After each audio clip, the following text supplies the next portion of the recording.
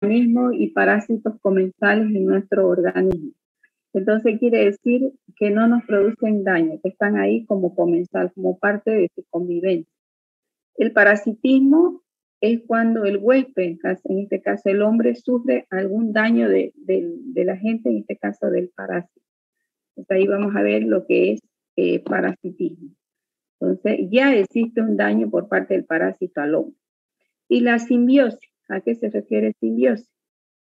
Hay un beneficio entre el parásito en este caso el huésped, en los cuales el uno no puede vivir sin el otro. Entonces hay una necesidad de que estén ambos juntos. Tiene casi el mismo concepto lo que es el mutualismo. Pero vamos a ver lo que es, por ejemplo, nosotros hablamos en una simbiosis cuando la flora, por ejemplo, microbiana, favorece el ingreso de la flora, en este caso, por ejemplo, bacterias, pueden impedir, se podría decir, el ingreso de patógenos, como también tenemos los parásitos. Bueno, una vez que hemos visto la relación huésped-parásito, nos vamos a ver qué es un huésped, porque nosotros llamamos huésped. Bueno, si vemos acá tenemos tres características o tres parámetros de los cuales nosotros tenemos que ver y comprender para entender con qué tipo de huésped nos vamos a encontrar, con qué tipo de microorganismos, en este caso los parásitos, dañando al hombre, en este caso. Y vemos acá, ¿qué es un huésped? Es un ser vivo en el que vive el parásito. O sea, el humano es un huésped porque puede albergar a un parásito. Entonces, por eso nos consideramos huésped. Cualquier mamífero, el animal también. Y luego que hemos visto lo que es un huésped, vamos a ver, estos huéspedes pueden ser de tipo definitivo, pueden ser de tipo intermediario o pueden ser de tipo accidental. Veamos cada uno el concepto de cada uno de estos huéspedes. Entonces, vamos a ver aquí, aquí nosotros llamamos huésped definitivo. Cuando decimos que estamos frente a un huésped definitivo, cuando el parásito alcanza su madurez sexual, o sea, el parásito ingresa a nuestro organismo y en nuestro organismo se vuelve maduro, o sea, alcanza su madurez sexual. Entonces aquí se reproduce. Entonces ahí se considera que nosotros hacemos de huésped definitivo al parásito. Cuando decimos que somos intermediarios, cuando el parásito desarrolla parte de su ciclo evolutivo y necesita de otro huésped para terminar su ciclo evolutivo. Y cuando decimos que es accidental, cuando el huésped circunstancial es para un parásito, o sea que fue algo que ocurrió momentáneamente, fue un accidente, por eso dice circunstancial, para poder desarrollar el parásito. Con esta terminología, nosotros vamos a ingresar a otro concepto, donde vamos a ver otra terminología que también vamos a usar mucho cuando empecemos a ver a los diferentes parásitos protozoarios, el minto. Y empleamos la terminología que se llama reservorio, que la terminología, ¿qué es un vector? Entonces yo tengo que saber qué es un reservorio y qué es un vector. Si vemos acá, nosotros hemos puesto unos conceptos muy claros, que es importante aprenderlo y saberlo. ¿Qué es un reservorio? Fuente de infección para un huésped susceptible. Entonces, un reservorio puede ser desde un animal o un material inanimado, por ejemplo, un lavamanos, una solución de limpieza, una solución de sueros también, de inyectables, digamos, vienen a ser un reservorio, porque pueden permitir el desarrollo de un microorganismo. Por ejemplo, no sé si han escuchado de personas que usan lentes de contacto y tienen su solución de conservación, cuando se sacan los lentes los colocan ahí. Eso viene a ser una solución que puede ser un reservorio para el desarrollo de las bacterias. Entonces, eso es muy importante, considerar un reservorio. También, ¿quién puede ser un reservorio? Una persona, digamos, un huésped puede ser un reservorio. Un animal también puede ser un reservorio. Ahora veamos qué es vector. ¿Qué es vector? ¿A qué llamo yo vector? Vector es aquel que transmite el parásito al huésped. Entonces, el que lleva el parásito. Los vectores pueden ser de origen mecánico y pueden ser de origen biológico. Por eso aquí se le ha puesto mecánico. ¿Cuáles serían los mecánicos vectores? Las moscas, las cucarachas, todos aquellos que llevan en sus patitas los microorganismos. ¿Y cuáles serían los biológicos? Nosotros llamamos vector biológico a todos aquellos donde se cumple un ciclo evolutivo del parásito. Aquí, por ejemplo, nosotros podemos citar por ejemplo, los vectores, los mosquitos, el Aedes aegyptus. Entonces podemos ver que ahí, ¿por qué? Porque ahí se cumple un ciclo biológico. Por eso nosotros lo llamamos vector biológico, ¿ya? Entonces con eso hemos hecho un análisis de lo que es un reservorio y de lo que es un vector. Siguiendo con las terminologías que vamos a utilizar, vemos nosotros qué es un tropismo y qué es una zoonosis parasitaria. Veamos qué es un tropismo y qué es una zoonosis parasitaria. Cuando yo digo que hay tropismo, cuando el movimiento de los parásitos influidos por causas ambientales. ¿Cómo le explicamos esto? Por ejemplo, nosotros tenemos las larvas, que se llaman las larvas filariformes, que es muy consecuente en el parásito Strongyloides stercorali.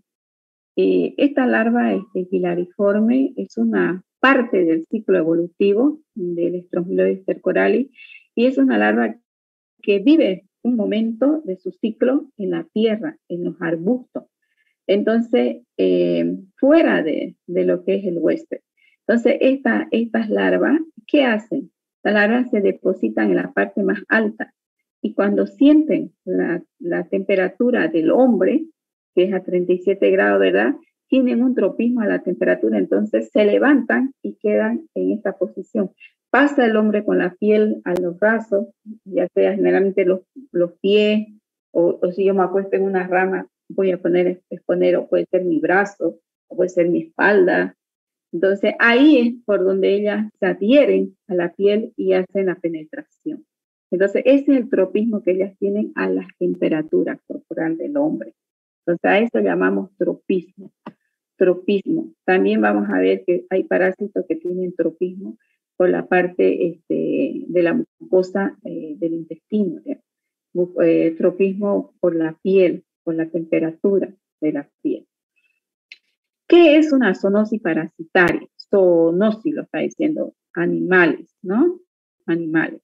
Parásitos de animales vertebrados que se transmiten al hombre. La zoonosis, nosotros sabemos que generalmente hay parasitosis que el hombre no la debería tener, pero que lamentablemente al estar en contacto con ciertos animales, la podemos adquirir de estos animales. De ahí tenemos muchas zoonosis, como por ejemplo la triquinosis, digamos, que la adquirimos de la vaca, del cerdo, digamos, son enfermedades de ellos, ¿no?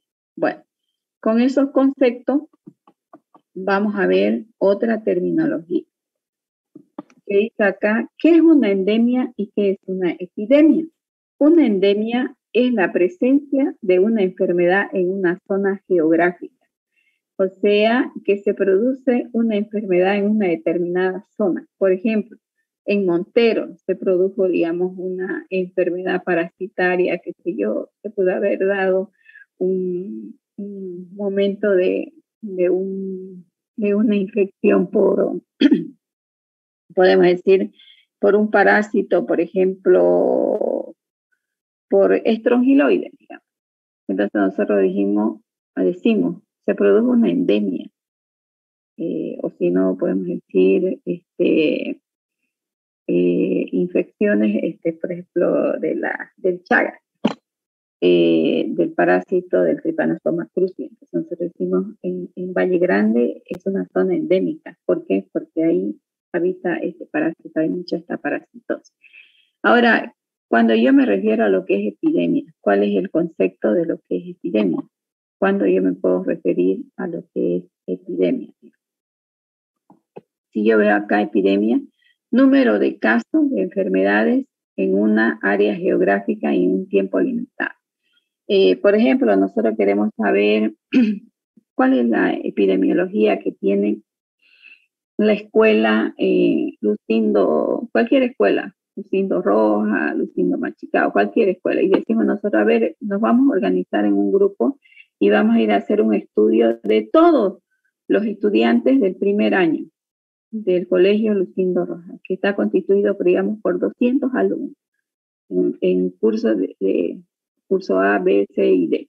Entonces hemos tomado un determinado grupo en un determinado momento. Decimos, ahora primero nos vamos a ir a hacer la epidemiología de los parásitos que tienen los alumnos del primer año del colegio Lucindo Roja. Entonces nosotros vamos, pedimos la muestra de la materia fecal, hacemos el estudio microscópico y macroscópico y ahí determinamos cuántos de los pacientes, de los 200, estaban parasitados y cuáles de estos parásitos eran los más predominantes en porcentaje del 100%. A eso se llama epidemia, ¿ya? Bueno, continuando con lo que es la terminología, hemos visto lo que es endemia, epidemia, veamos a qué nosotros le llamamos prevalencia e incidencia. Cuando yo digo que es prevalencia, la prevalencia se expresa en primer lugar en porcentaje, o sea, trabajamos en el 100%. Por ejemplo, con el anterior ejemplo que yo dije, yo quiero saber la epidemiología del Colegio Lucindo Rojas de los alumnos del primer año, de los 4 paralelos. Entonces yo saqué de que el primer parásito presente era la Giardia lamblia. Entonces, el porcentaje de prevalencia que tuve de Giardia fue del 60% de los alumnos. Entonces, eso me habla de una prevalencia.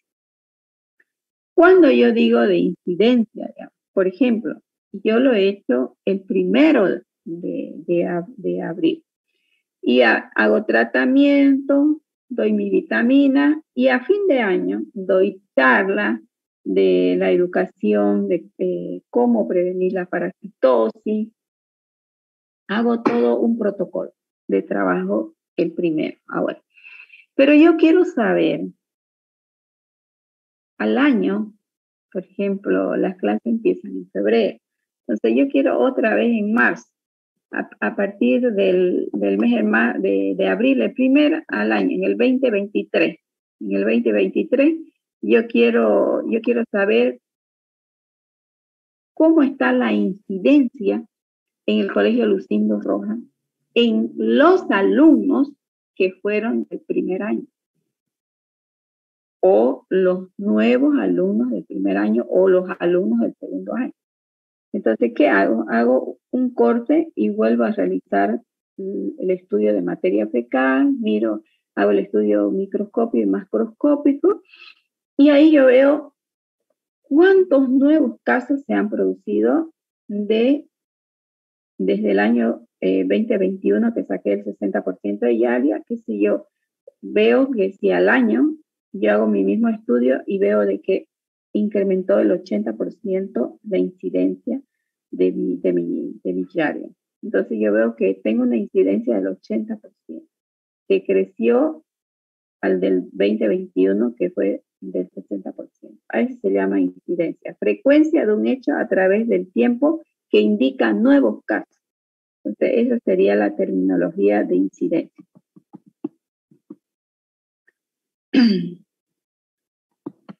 Ahora, cuando yo hablo de patogenicidad, cuando yo digo qué es patogenicidad y qué es virulencia. Patogenicidad se refiere o nos referimos a un agente infeccioso. El agente infeccioso Puede ser un parásito, puede ser un hongo, puede ser un virus o puede ser una bacteria. Entonces yo digo, patogenicidad, si ese microorganismo es capaz de producir enfermedad. Eso se dice, tiene grado de patogenicidad. Por ejemplo, yo digo, mi niño se ha infectado de Ascaris lumbricoides. ¿Sí? Está con Ascaris lumbricoides. Y cuando yo me refiero a este parásito, yo digo, ¿tiene un grado de patogenicidad este parásito? Sí. Tiene, porque le va a producir daño a mi hijo. Se puede producir obstrucción intestinal, se puede producir inclusive cuadros de náuseas, de vómitos, puede producirle una obstrucción, formarle un amigoma a la palpación, o sea, puede producirle desnutrición, puede producirle. Entonces, ya yo estoy diciendo, tiene un grado de patogenicidad, pero ¿qué sucede si yo veo una entoameba coli? No tiene un grado de patogenicidad. ¿Por qué? Porque no es un parásito patógeno. Entonces, ahí es donde yo tengo que relacionar. Si me llega un informe clínico, digamos, de una materia fecal de un niño y me dicen que tiene Giardia lamblia, digamos, inmediatamente yo como clínico tengo que hacer el tratamiento porque yo sé que la Giardia le va a producir daño al paciente. Entonces, tiene un grado de patogenicidad la Giardia y hay que medicar, porque le puede producir síndrome de mala absorción, le puede producir desnutrición y alteraciones en el desarrollo del paciente, ¿no? Bien, una vez que hemos entendido lo que es patogenicidad, veamos a qué llamamos nosotros virulencia. Virulencia. Vamos a ver qué es la diferencia. Virulencia, grado de patogenicidad del agente infeccioso, en este caso el parásito. Bien, no es lo mismo un parásito que otro parásito. Todos los parásitos tienen un grado de patogenicidad, todo. ¿Por qué? Porque van a ir a producir daño al huésped. Pero ¿qué pasa con la virulencia? Significa que un parásito es diferente de otro. O sea, yo puedo tener un parásito menos virulento y otro más virulento. Por ejemplo, ¿quién sería un parásito con bastante virulencia? Aquel que origina mucha patogenicidad en el hombre. Por ejemplo, el Trypanosoma cruzi. Es bastante virulento, sí, porque conlleva a enfermedades crónicas y a la muerte. Entonces, yo veo, son bastante virulentos. Entonces, tienen un grado de virulencia. Mientras más factores de patogenicidad tenga el parásito, va a ser mayormente virulento. A eso se refiere. Bien. Una vez está la explicación, nos vamos a ver otra terminología que se llama periodo de incubación y periodo prepatente. Esto lo vamos a manejar también, toda esta terminología, y vamos a decir, ¿a qué se llama periodo de incubación? ¿A qué vamos a llamar periodo de incubación? Es un intervalo, como dice acá, que ocurre entre la infección y la aparición de los síntomas clínicos. Significa que yo ahora me como una manzana, mis manos estaban con materia fecal, fui al baño, no me lavé, o otra persona me imitó la manzana con sus manos sucias, porque sabemos que la contaminación es mano, ano, boca, ¿no? Entonces, y yo estoy introduciéndome el parásito a través de un vehículo que en estos momentos es un alimento. Entonces, me estoy introduciendo el parásito. El parásito ingresa a mi organismo, ¿no es? Entra por vía oral, va a mi estómago. En mi estómago actúan por ejemplo, los ácidos, los jugos pancreáticos, las sales biliares, ablandan a la envoltura, ya sea huevo, ya sea un quiste, y el parásito sale afuera y ingresa, dependiendo qué tipo de parásito es, si va al colon, si va al intestino delgado, ingresa, se localiza y empieza a reproducirse. Y al haber reproducción, el parásito crea su forma adulta, hace la reproducción, inmediatamente yo voy a empezar a tener síntomas. Entonces, va a haber síntomas. Eso sería el periodo de incubación, que puede tardar desde 3 semanas, 4 semanas, dependiendo del parásito. A eso se refiere. Y aquí llamamos periodo prepatente. Prepatente. Si leemos el concepto, dice, tiempo que ocurre entre la entrada del parásito al huésped y el momento de observar sus formas del parásito. Bien, todo esto ¿en qué va a depender? Va a depender también del tipo de parásito. Por ejemplo, si tenemos un parásito tisular en tejido, entonces nosotros, no, ¿cuándo lo vamos a ver? Cuando ya se desarrolle en el tejido, digamos, cuando esté en el tejido. Recién se va a dar cuenta.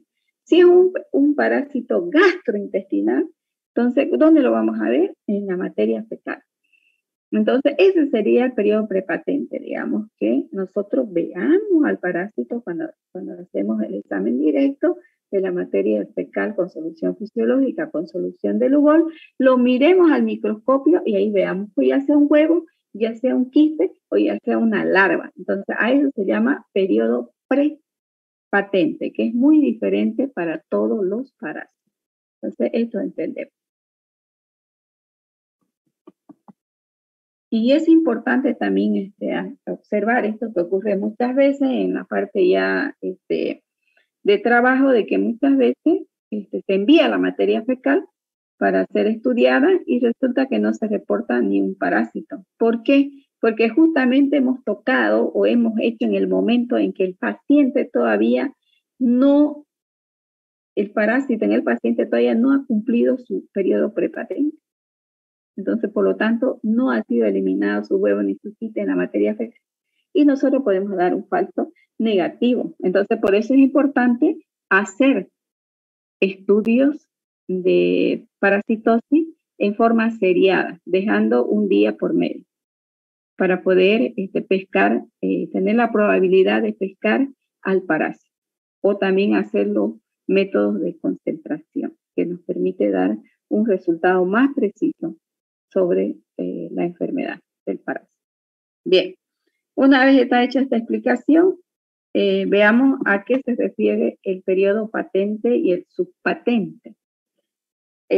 Leyendo los conceptos, vamos a ver que el periodo patente es el tiempo en el cual el parásito puede ser demostrado en el huésped. O sea que lo podemos ver y decir, sí, usted tiene tal cosa. Ese sería el periodo patente. Y el subpatente, el que no se encuentra los parásitos durante algún tiempo, que se puede dar, por ejemplo, en el caso del ascarilombricoide, digamos.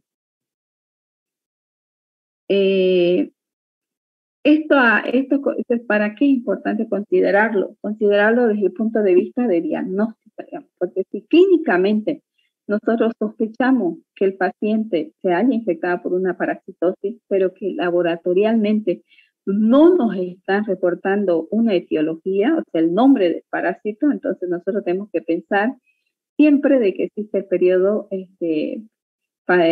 prepatente, el subpatente, donde nosotros no lo podemos ver y el paciente, según la clínica, sí está parasitado. Muchas veces se maneja en la parte de la consulta de que por la sintomatología que prescribe el paciente, muchas veces no se hace en los laboratorios y automáticamente se medica, basándose en la parte clínica, sin la demostración del parásito. Por eso dice que es muy importante considerar, para mí, digamos, importante considerar todos estos periodos para poder solicitar los estudios seriados, porque nos podemos dar un falso negativo, ¿ya? Ahora veamos, ¿cuáles son los mecanismos para localizar y penetrar al huésped? Hay una forma que nosotros denominamos pasiva. Generalmente, en la forma pasiva, como les había explicado hace un momento, la vía oral a través de las aguas o a través de los alimentos, ¿no?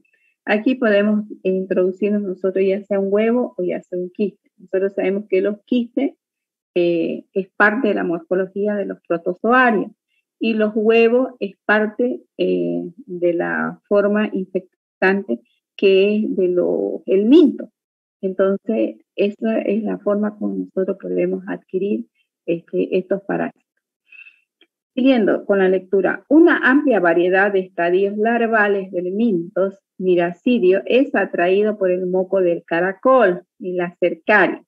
Se enquistan en las plantas acuáticas. Aquí es cuando nosotros se adquiere en los alimentos como son las plantas acuáticas, que es una parte, como se puede adquirir sobre todo en el perro, por ejemplo, la fasciola hepática, que hace este ciclo en huéspedes intermediarios y que puede ser ingerida por el hombre. Luego tenemos las larvas de nematodes que penetran por la piel, como son los anquilostoma y los estrongiloides, que son, o las uncinarias, si queremos llamarlo, que son los que se basan en tener un tropismo de la temperatura del hombre y que se adhieren a la piel, directamente a la piel, que es lo que les explicaba ahora de la larva filariforme. 10 ejemplos. Entonces, aquí se ve aquellos que utilizan la piel para penetrar.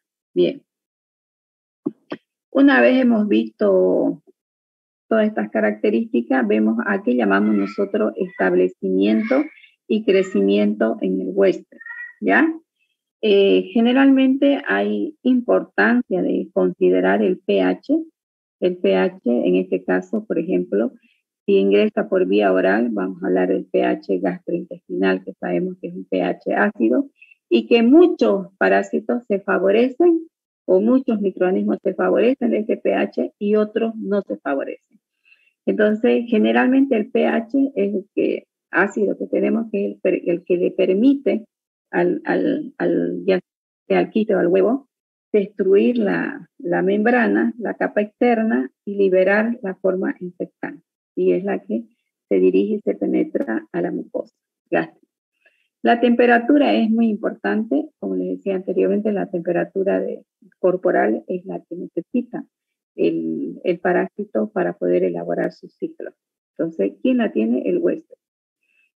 El oxígeno. La parte, tenemos nosotros que, por ejemplo, la parte anaeróbica, que es la que ocurre a nivel de las cavidades, que le favorece al ciclo evolutivo, la presión osmótica y otras condiciones del medio interno que vienen a ser inclusive la flora del intestino. Entonces, esto es importante para poder comprender por qué un parásito es capaz de alcanzar su ciclo evolutivo adulto dentro del organismo del huésped.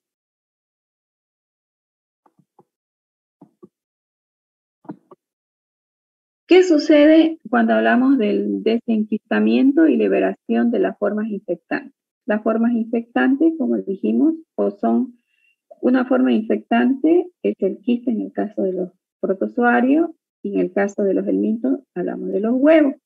Entonces vemos acá que quienes juegan un papel importante, todas las enzimas del páncreas, que son muy importantes, por ejemplo, en el ablandamiento de los quistes de la entameba histolítica.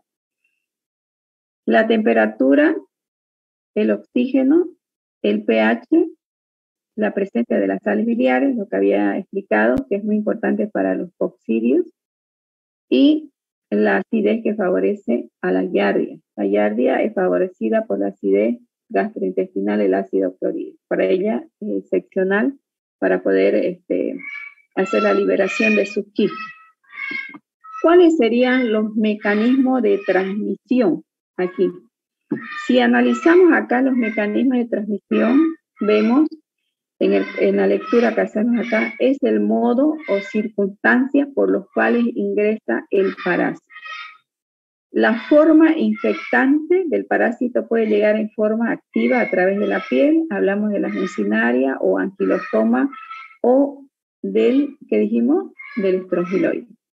La forma pasiva se refiere a ingerir los huevos o quistes a través de los alimentos contaminados o a través de las aguas contaminadas.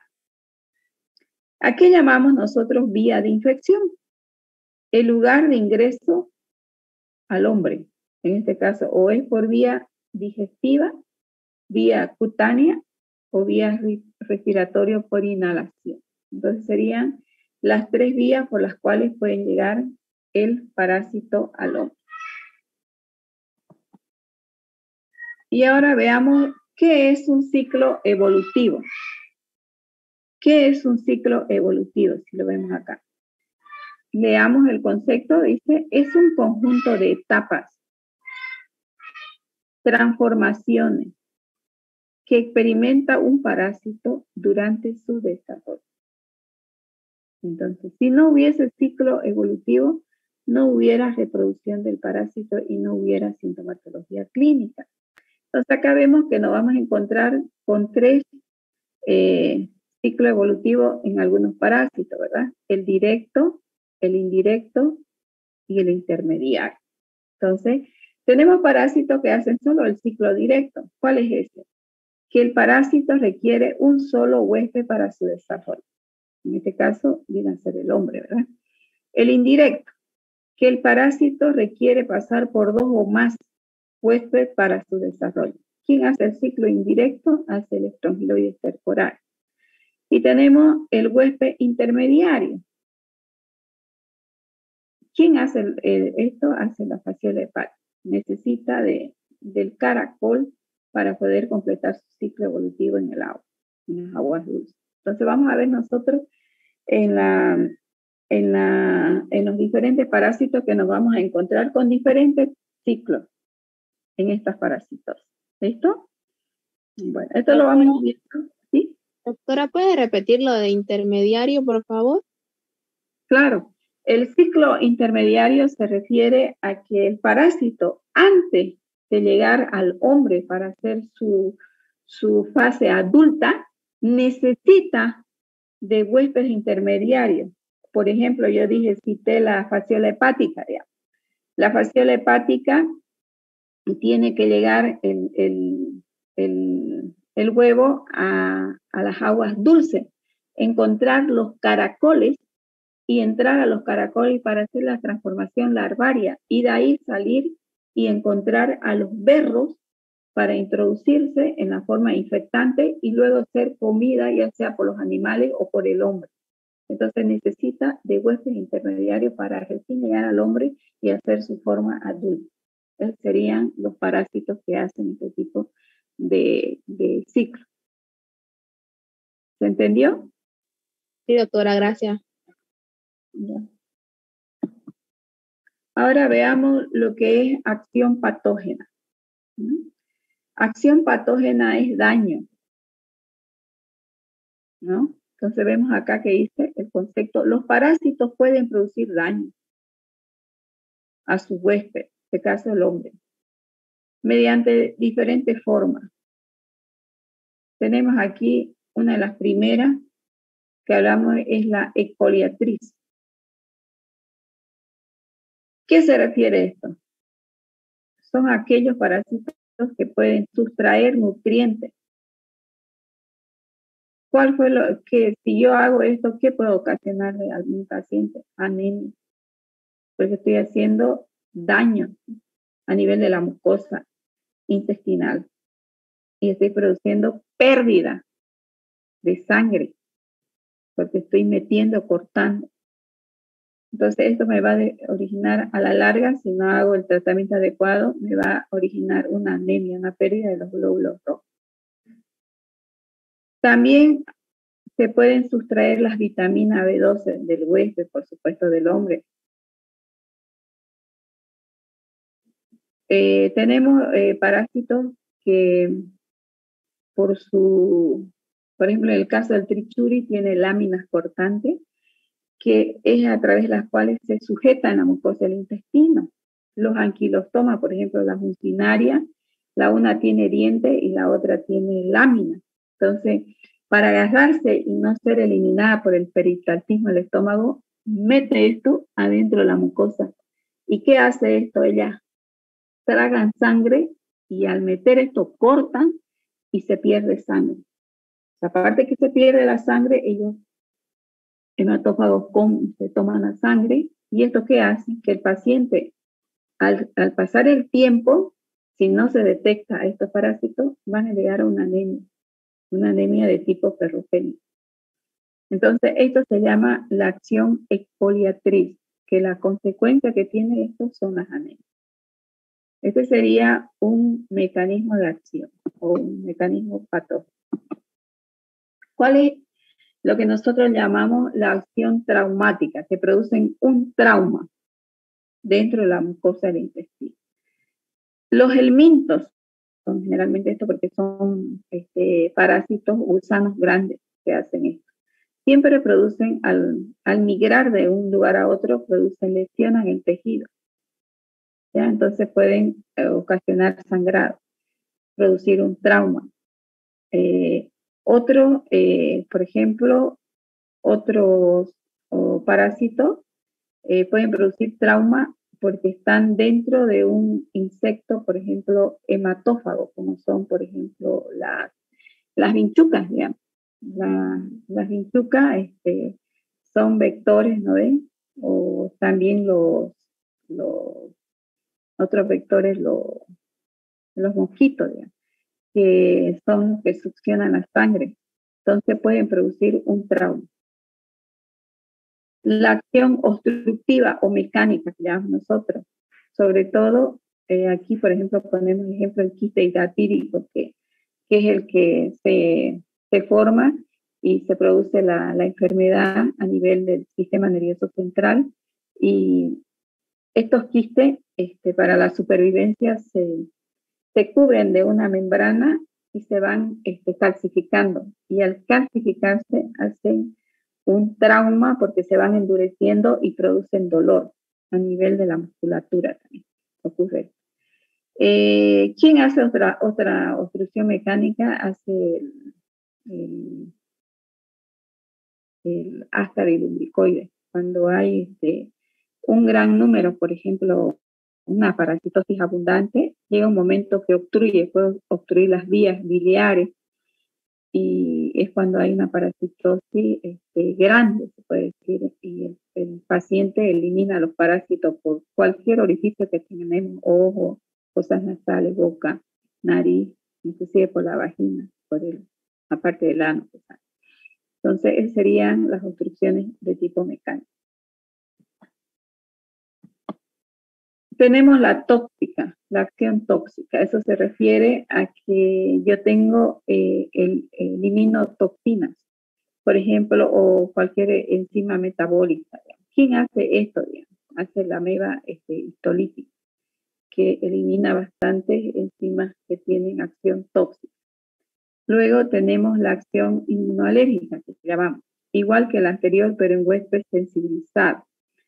Esto se da en pacientes con el quiste hidratídico, que puede producir una formación de muchos anticuerpos que reconocen a este antígeno y puede llegar a producir lo que llamamos nosotros un shock anafiláctico por acción inmunoalérgica, por la formación de muchos anticuerpos. Entonces esto es típico en el quiste. Luego tenemos el concepto de lo que es enfermedad parasitaria y lo que es infección parasitaria.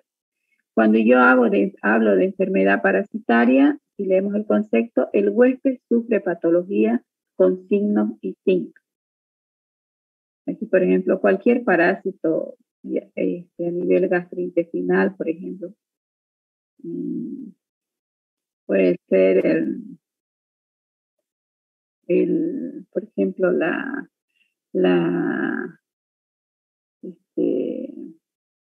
giardia, otro parásito que es bien sintomático y tiene bastantes síntomas, son por ejemplo,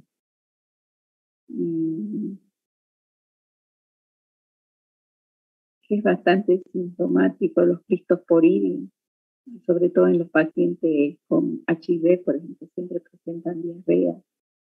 Entonces, estos siempre producen enfermedad parasitaria. ¿Y a qué llamo infección? Infección cuando el huésped y el parásito O sea, se encuentran y puede estar presente, pero no causa ninguna patología, ninguna lesión. En este sentido, ¿a qué se refiere, digamos? Que yo por casualidad, digamos, yo, por ejemplo, a ustedes, ahí con este ejemplo va a ser, cuando ustedes ingresan, por ejemplo, a la universidad, ¿no es?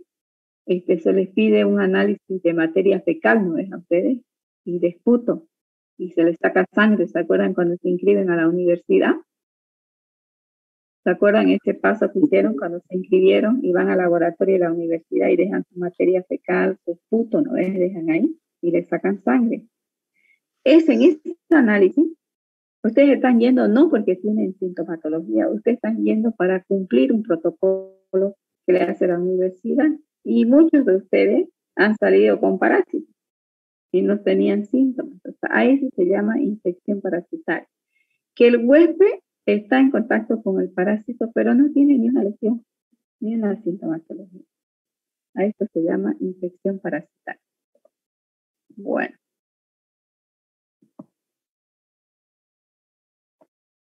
Veamos acá. Clasificación de la parasitosis.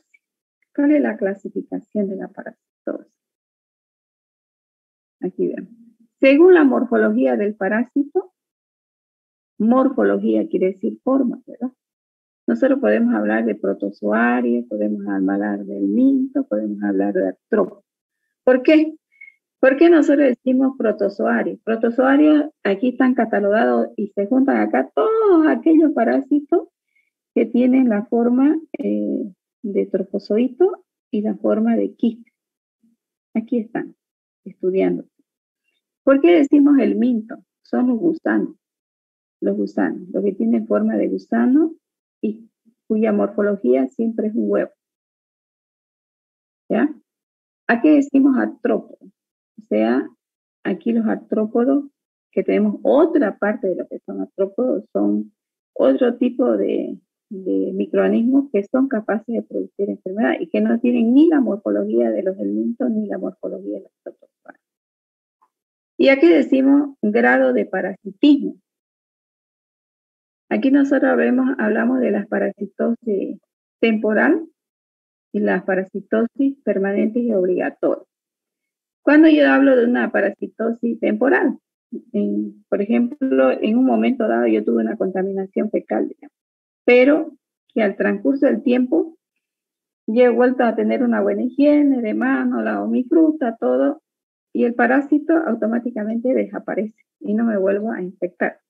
Pero ¿qué pasa? Que en un momento yo vuelvo a tener ese contacto con la materia fecal, ya sea de una persona, de otra persona, o parte, digamos, de los alimentos sin lavar, y otra vez adquiero al parásito. Entonces son parasitosis temporarias que pueden estar en cierto momento y desaparecer. Y la parasitosis permanente y obligatoria. O sea, estas vienen a ser parasitosis que están presentes, por ejemplo, en el organismo del humano y que en un momento dado pueden desaparecer, pero que nuevamente aparecen. Nosotros, por ejemplo, aquí podemos citar muchas, más que todo es la flora microbiana que es parte del organismo de nosotros. Esas serían las permanentes. ¿Ya? Bueno, una vez hemos dado este concepto, vamos a hablar de la clasificación clínica de la parasitosis, que es importante saberla. Lo clasificamos así. Según la topografía, decimos ectoparásitos, los que vienen de afuera, que los adquirimos nosotros, ya sea a través de los alimentos, a través de la piel, a través de las vías respiratorias. Y los endoparásitos, aquellos que viven en nuestro organismo. Por ejemplo, aquí hablamos de la Entamoeba coli, que son partes que están. Según su localización, y también aquí, antes de nada, también un poquito aclarar, cuando hablamos de endoparasitosis, por ejemplo, en las patologías, digamos, en el caso, por ejemplo, que una persona se infecte, por ejemplo, de un oxiuro, y resulta que después aparece con una infección genital, digamos, y por parásito, Entonces, ¿de dónde apareció ese parásito? Seguro apareció del intestino, que la paciente está infectada y el mismo parásito le está produciendo una infección en otro órgano. Entonces, dice uno, ella tenía una endoparasitosis, o sea, se ha infectado con un parásito endógeno que ella misma está portando en su intestino. Según su localización en sistemas y órganos, tenemos los enteroparásitos, se refiere a aquellos parásitos que hacen infección a nivel intestinal, o sea, gastrointestinal. Los histoparásitos son aquellos parásitos que nos van a ir a hacer infección a un tejido. Entonces aquí podemos hablar de la triquinosis, que es una enfermedad de la cisticerco. Hemoparasitosis, o sea, son parásitos que están en la sangre. Por ejemplo, aquí tenemos los parásitos de la malaria. Y la ectoparasitosis, cuando nosotros parásitos que podemos tener en la parte de la piel, como la sarna, que se manifiesta en la piel, ¿no? Bueno, con esto hemos terminado lo que es conceptos y generalidades de lo que es el primer tema. Para los que han entrado un poquito más después, el libro al cual vamos a utilizar es el Parasitología Médica de Botero o de Atía, o cualquier libro que puedan tener a mano. Manejamos una guía práctica y manejamos en la guía casos clínicos, que ya se lo vamos a explicar cuando estemos en la práctica. Y bueno, no sé si este año podamos hacer si se mejora esta parte de lo que es el COVID, hacer nuestra extensión que hacemos. La evaluación, manejo una cartilla que la van a tener, todos los temas los voy a subir a la plataforma de la Universidad de la Gabriel Sané Moreno, ahí van a tener su cartilla también, ahí en la cartilla están todo lo que son los temas, las fechas de exámenes, las evaluaciones, hasta qué número de evaluación, y aquí tienen ustedes la bibliografía. Entonces, los temas lo van a tener en su plataforma. La guía le vamos a avisar para que compren la guía. Y la parte práctica, que la universidad todavía, los laboratorios nos van a indicar desde qué momento lo podemos utilizar. Ahorita están haciendo la solicitud de pedido reactivo. En cuanto a la evaluación, tomo 3 exámenes teóricos, que son evaluados cada examen 15 puntos, los 3 exámenes suman 45 puntos, la práctica vale 25 puntos, son 70 puntos, y el examen final vale 30 puntos, estarían los 100 puntos. Esa sería la evaluación. El trabajo que hacemos es más clínico, o sea, hacemos clases prácticas, es cierto, pero para que ustedes conozcan los parásitos, vean la metodología, que es un método simple, que es un método concentrado, miramos los parásitos tanto gastrointestinales como los parásitos tisulares. Hacemos la parte de hongo, de micosis también, vemos los hongos, vemos los cultivos de hongo, vemos los directos de hongo y conocemos a los hongos. Eso vamos a hacer en la parte práctica. Manejamos casos clínicos, manejamos bastante. Hacemos seminarios, talleres en práctica, donde nos dirigimos sobre todo a la parte clínica de diagnóstico diferencial, tratamiento con dosis. Además lo hacemos esto clínico, ¿no? Bueno, con todo esto me presento. Mi nombre es María Elena Araúz, y soy bioquímica, soy magíster en microbiología clínica, soy docente de medicina y trabajo en la Caja Nacional de Salud, en el Hospital Obrero, estoy encargada del área de microbiología y presido la Sociedad de Microbiología Infecciosa Departamental. Entonces, esa es mi experiencia que vamos a compartir con ustedes durante esta gestión, ¿no? Espero que todo sea en forma coordinada y podamos trabajar en beneficio de ustedes y también más que todo, quien los va a adquirir, estos son la población, ¿no? Entonces, lo que tratamos es de que el alumno maneje la parte clínica, la parte de diagnóstico y el diagnóstico diferencial. Entonces, eso es en cuanto yo tengo que comunicarles. Ahora los escucho a ustedes.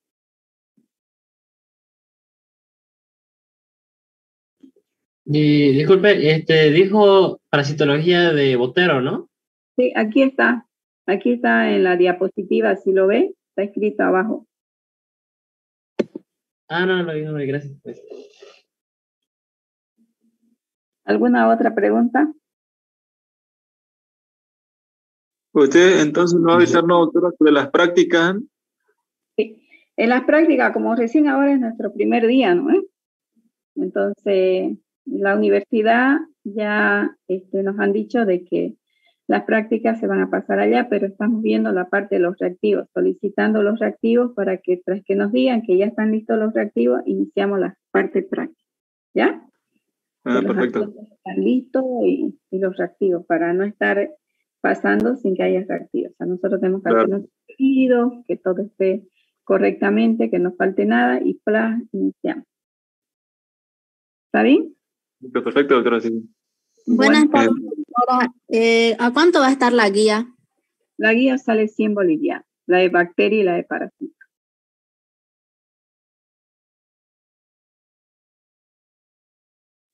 Cada una, doctora. O sea, una guía para bacterio y una guía para parásito. Claro, son dos materias diferentes. Sí. Y cada una 100, ¿no ve? Ya. ¿Alguna otra pregunta, jóvenes? Para hacer las prácticas, ¿qué tipo de indumentaria tendríamos? La práctica, o sea, vamos, el primer tema es bioseguridad, siempre mandil blanco, ¿no? Barbijo y guantes, ¿no? Eso es lo que... ¿Es necesario llevar de esas redes para el pelo y para los zapatos también? No, o sea, en sí el laboratorio no, porque, digamos, bueno, ahora con lo del COVID, digamos, nosotros, por ejemplo, yo antes no ocupaba la indumentaria del ahora yo lo uso porque estamos en un ambiente que nadie sabe todavía, digamos, de esto. Entonces, mientras nos cubramos el pelo, nos protegemos, digamos, ¿no? Algo nos protege. Con mandil más, ¿no? El mandil sin manga larga, ¿no? Mandil manga larga. Yo, por ejemplo, en mi persona, yo lo uso el chulo. Yo ando con mi chulo, con mi barbijo, con mi gafa, todo me pongo porque, bueno, hay que cuidarse, ¿no? Entonces, el chulo es opcional. Sí. Ok, gracias. ¿Alguna otra pregunta? Bueno, ¿pero va a ser parasitosis humana de David Botero o parasitología médica? ¿O los dos? Por eso les estoy indicando el que ustedes puedan tener a sus manos, o sea, el que ustedes dispongan. Hay personas que pueden tener otro libro dentro de parasitología, igual sirve. Todo lo que es, el parásito no va a variar de un libro a otro. O sea, el que tenga usted, el que disponga. Por eso he puesto yo ahí las opciones, digamos, para que ustedes puedan. Porque a veces hay un hermano que estudió medicina y tiene tal libro, le sirve, ¿por qué no le va a servir? No vamos a hacer como en el colegio, ¿no? El colegio dice, en los colegios dicen, tienen que ir a comprar este libro de la editorial Trébol. Así que uno tiene que correr a buscarle el Trébol al otro hijo del mismo, le piden otro. Entonces nosotros no podemos llegar a eso, digamos, porque ya nosotros estamos en una universidad donde los autores manejan las clínicas, entonces están ahí. O sea, no te van a decir, digamos, por ejemplo, en la yardia, cuál es su patogénesis. Uno no te va a decir que el síndrome de mala absorción, el proceso, la primera, la inflamación. Uno no va a decir, él te dice el uno y el otro no te va a decir el síndrome, la patogénesis es la diarrea. Te va a decir lo mismo. La cuestión es que ustedes tengan un libro. Ahora yo les estoy poniendo ahí opcional, David Botero o Antonia Tía, cualquiera que consiga, o cualquiera que tenga. porque nosotros siempre estamos haciendo seminario taller. Entonces, estamos en clase y ahí discutimos sobre la patología, sobre los síntomas, sobre los signos, sobre el diagnóstico diferencial y todos opinamos, todos estudiamos, todos leemos. Y eso a nosotros nos ayuda a formarnos en la parte clínica. ¿Está bien? Muchas gracias. Sí. ¿Alguna otra pregunta? Doctora, buenas tardes. Una consulta. Lo único que yo les pido es que no se falten a las teorías. No es lo mismo leer un libro, interpretarlo yo el libro, que escuchar al docente con la experiencia que tiene en la parte clínica, hospitalaria, que les va a ayudar y les va a sacar las dudas. ¿Me entienden? No se falten a las teorías. Eso es lo único que yo les pido, porque estaba mirando, ustedes son 75 y ahorita solo hay 52. ¿No ven? O sea, no han entrado todos. Ya se pierden la explicación. Dígame, niña, va a disculpar. Doctora, quería saber si su diapositiva lo va a compartir en la plataforma. Niña, cuando yo no sé si usted escuchó, pero yo le dije que todos los temas yo los subo a la plataforma de la universidad y de ahí ustedes sacan el tema. Dije, ¿no ve? Que todos los Va a temas disculpar, doctora. Sí. los subo a la plataforma. Y todo lo que yo vea importante, algún artículo, algo, se lo subo también a la plataforma. Porque esa es la misión del docente. O sea, dar información al estudiante para que tenga de dónde leer, empaparse. O sea, no hay ese egoísmo que yo tenga que esconder, tengo que darles, ayudarlos, ¿no? Es para eso estoy acá, para compartir. ¿Está bien? Sí, bien, doctora, gracias. Ya, pues. Bueno, si no hay más preguntas, nos despedimos, ¿ya? Cualquier cosa nos comunicamos a través del WhatsApp. Que tengan muy buenas tardes. Gracias por haber asistido a las clases y que Dios me los bendiga. Perfecto, doctora. Gracias, doctora. Gracias, doctora. Hola.